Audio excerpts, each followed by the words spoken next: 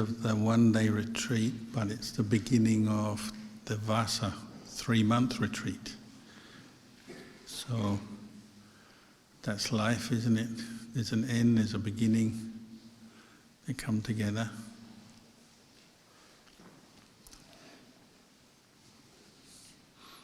So we hope that you carry on your practice in one way or another over the next 3 months following the Sangha.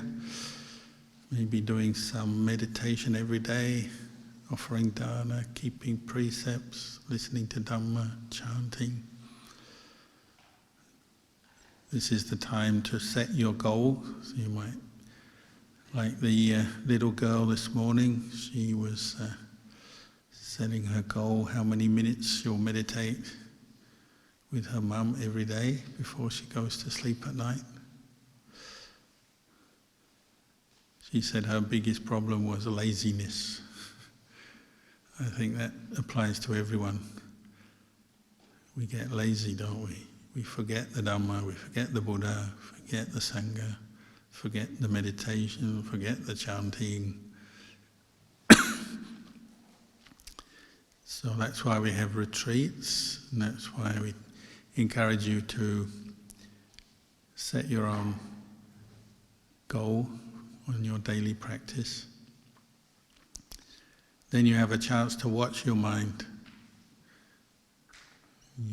If you practice every day for 3 months, you'll see many things arise and pass away, different moods. You'll be happy, then you'll be sad, be angry, then you'll be peaceful. But you can also see when you're mindful, your mind doesn't stray away from the present moment too much. Don't get caught into those moods.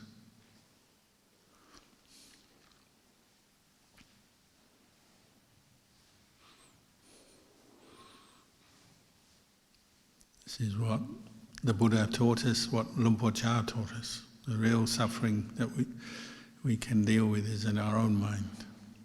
We create it by following negative emotions, following the defilements. If you practice every day for weeks, months, then you start to see that. And you maybe learn how to be more self-controlled, more mindful. Keep your practice going in different situations.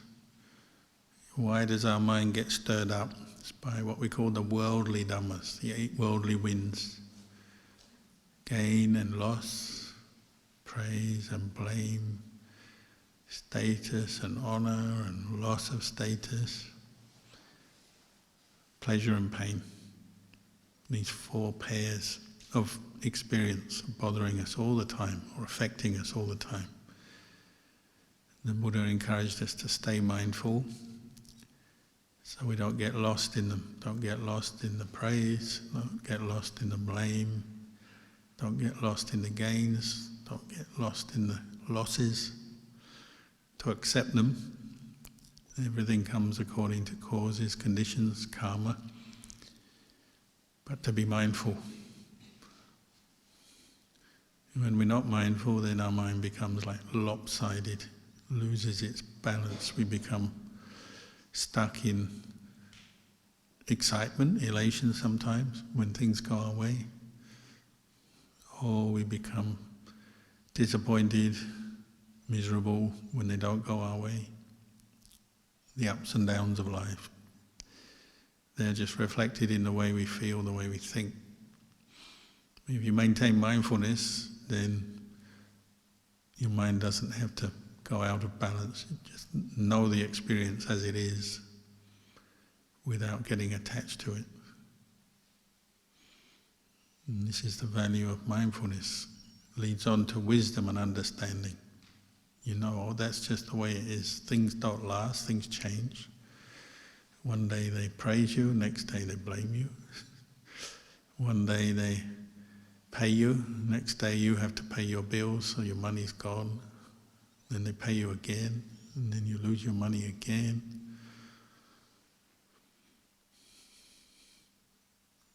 Sometimes we have good health, sometimes bad health, aches and pains. Sometimes we feel really good. That's life, isn't it? When you reflect with mindfulness, you see that's the nature of the world that we live in.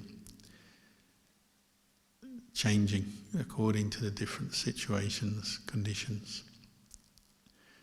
Our job is to keep the mindfulness and reflect on that, which is the way to enlightenment. What did the Buddha encourage us to develop? Develop mindfulness and then reflect on Dhamma.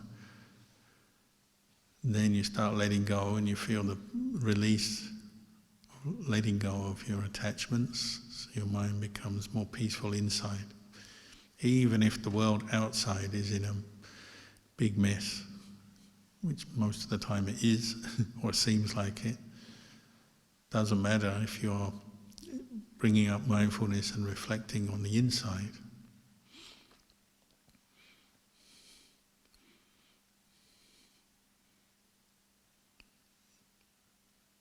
And when you practice like this, then this is like the kindest thing you can do for yourself, because you're freeing your mind from stress, suffering, by developing right view, true understanding of the way things are. And you're doing the kindest thing for other people, because if you're more stable in yourself, then the people around you, they benefit from that.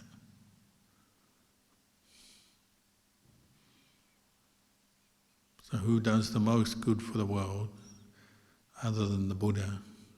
It's the awakened disciples of the Buddha. They do that which is truly beneficial for people everywhere, because they're not getting attached to the world, so there's no more selfishness and greed, no more anger, no more delusion. So wherever they go, they bring peace, happiness with them. That's why teachers like Ajahn Chah are so valuable to the world, because they not only give good talks and teachings, but just their presence, very peaceful. They're free from greed, anger, delusion. Everything they do becomes something valuable, helpful.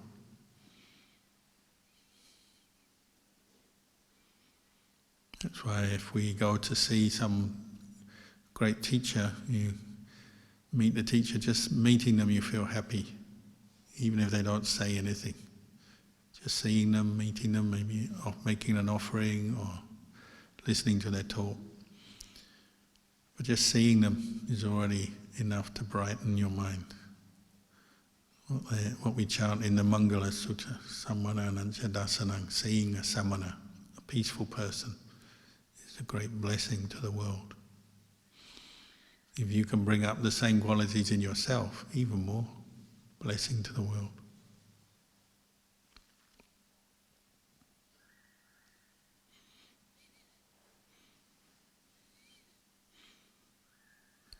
There's many occasions when other great teachers went to see Luang Por Chah in his life. So you get two awakened beings meeting. Then everybody who was present would get double the happiness. Say if you're a student of Ajahn Chah and then you meet another great teacher. I remember this famous picture, Luang Por Buddha was considered to be an arahant. He came along to visit Luang Por Chah quite often. He had a lot of respect for Ajahn Chah, even though Ajahn Chah was younger than him. But he really liked to listen to Ajahn Chah's talks. They asked him, why do you listen to Ajahn Chah's talks? Aren't you enlightened already? He said, well, even if you're enlightened, you can still delight in the Dhamma. Find happiness in the Dhamma, and then you meet another well-practiced person. It brings you happiness. So sometimes he'd drive in a big bus with lots of his students and go and see Ajahn Chah. Drive for many hours. They'd be physically tired, but when they get to see Ajahn Chah, everyone's happy. Ajahn Chah would come out to meet Luang Por Buddha. So there's this famous photo of him getting up on the bus. Luang Por Buddha sitting in the front seat, and Ajahn Chah comes up and bows on his knees in the front seat of the big tour bus at the front of the monastery. And everyone was very happy because two great monks, it's like double happiness.